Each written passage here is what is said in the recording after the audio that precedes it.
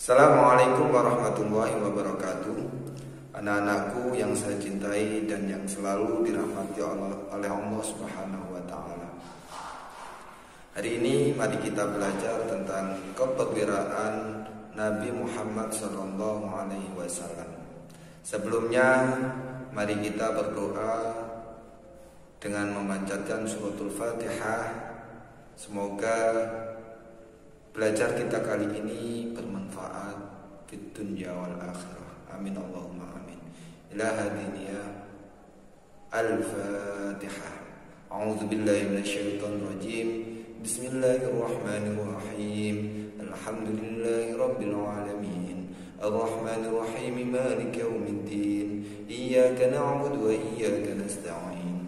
Ihdinas siratal mustaqim. Siratal ladzina an'amta 'alaihim ghairil maghdubi 'alaihim waladdallin. Amin. Anak-anakku sekalian, mari kita mulai pembelajaran kita. Pembelajaran kita hari ini yaitu mempelajari tentang keperwiraan Nabi Muhammad SAW. Tujuan pembelajaran kali ini yang pertama,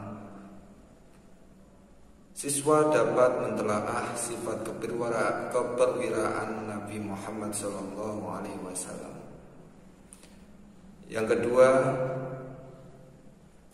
dapat membuat simpulan nilai-nilai keperwiraan Nabi Muhammad SAW dalam peperangan Perang Badar, Uhud, dan Khandaq atau Ahzab. Yang ketiga, dapat menentukan kepribadian, keperwiraan Nabi Muhammad SAW yang patut kita contoh sebagai umat Islam. Anak-anakku sekalian yang dirahmati oleh Allah, sebelum pembelajaran kita, anak-anak sekalian diharapkan dapat membaca atau literasi dari media massa atau buku paket untuk mempelajari tentang keperwiraan Nabi Muhammad SAW. Sebagai contoh, saya akan membacakan sebuah ayat sebagai literasi kita.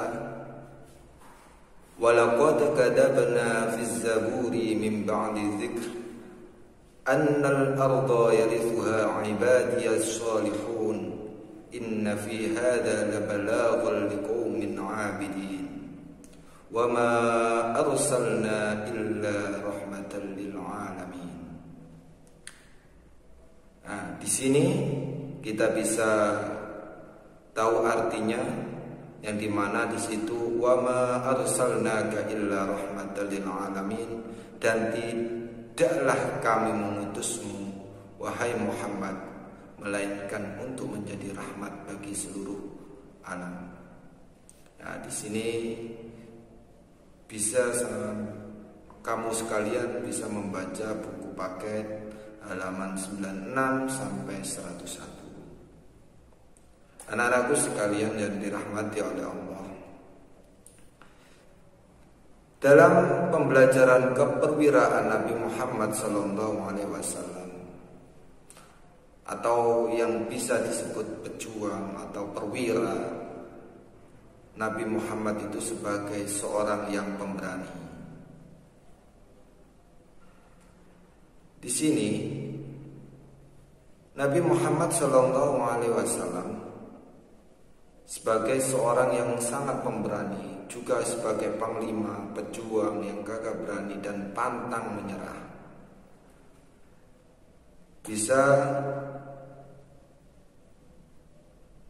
Nabi Muhammad SAW selalu mengedepankan nilai-nilai kemanusiaan dalam perjuangannya. Sebagai contoh, dia selalu bermusyawarah dalam menentukan strategi, dalam menentukan hal-hal yang dianggap sulit untuk strategi peperangan yang akan dilakukan,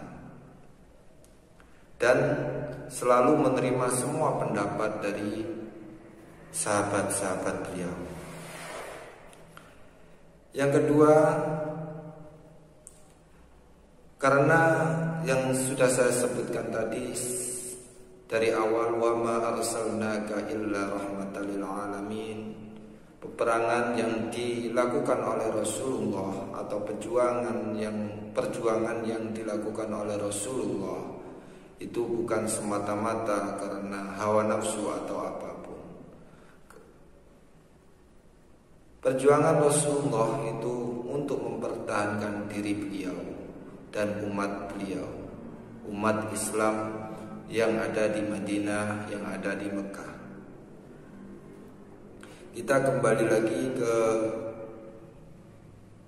keberberahan Nabi Muhammad yang melindungi umat. Ini berkaitan dengan keberanian tadi.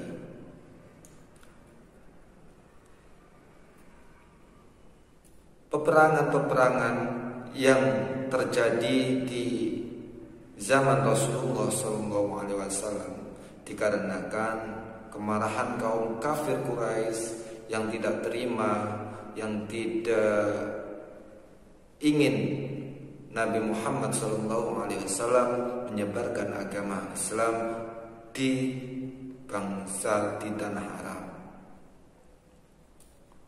Di Mekah, umat Islam diancam dan dikucilkan dalam setiap kegiatan. Pada waktu kalau anak-anak mengingat, kalau melihat televisi pada zaman Umar bin Khattab, sebelum Umar bin Khattab masuk Islam, umat-umat Islam yang ada di Mekah seperti Bilal itu sampai disiksa, sampai ditimpa oleh batu dan diancam, dibunuh. Itu adalah kekejaman orang kafir Quraisy. Semenjak Nabi Muhammad SAW hijrah ke Madinah, orang Madinah juga dihasut oleh orang-orang kafir Quraisy dan dibantu oleh sekutunya yaitu Yahudi untuk tidak mengikuti ajaran Rasulullah SAW dan membenci Rasulullah SAW. Kita kembali lagi ke keperwiraan Nabi Muhammad SAW. Dari beberapa penjelasan saya tadi, peperangan-peperangan yang dilakukan oleh Rasulullah SAW itu bukanlah merupakan hawa nafsu, tapi pembelaan diri. Nabi Muhammad dikaruniai oleh Allah ahli strategi dan ahli siasat perang. Beliau bisa memberi petunjuk dan mengatur strategi tentang tata cara berperang. Tapi Nabi Muhammad SAW selalu bermusyawarah tentang strategi, tentang taktik, cara untuk mengalahkan setiap musuhnya kepada para sahabat-sahabatnya.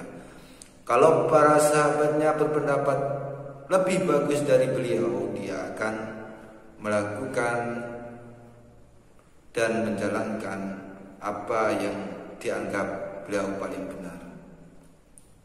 Anak-anakku sekalian yang dirahmati oleh Allah, mungkin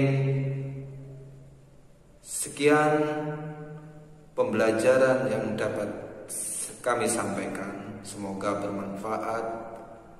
Dan sekarang kita melakukan atau menyelesaikan latihan soal-soal. Yang pertama, setelah memperoleh dari beberapa sumber video atau literasi yang lain, literasi media, literasi dari buku, tulislah hasil telaah tentang keperwiraan Nabi Muhammad SAW dalam melindungi umat Islam. Anak-anakku sekalian, di sini